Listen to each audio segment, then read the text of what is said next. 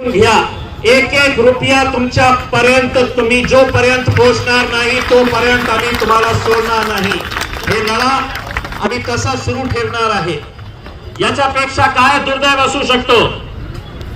मठाचे महाराज आमच्या सोबत बसलेले आहे.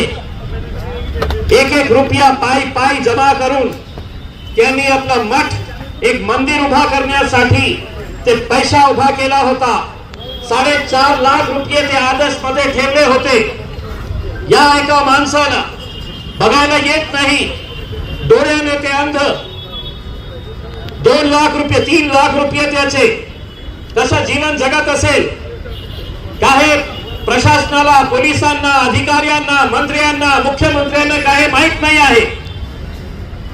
75 लोक जेव्हा 1.5 वर्षापूर्वी आपण इकट्ठा झालो होतो तर त्यावेळीचा आकडा होता 24 लोक मेले होते.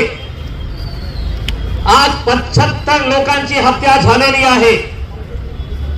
हत्या आहे हे. आज आपण कलेक्टर साहेबांना जेव्हा त्यांना निवेदन दिलं आणि त्यांना स्पष्टपणे सांगितलं की जे जे तहसीलदारकडे आपले विषय प्रलंबित आहे ज्याच्यामुळे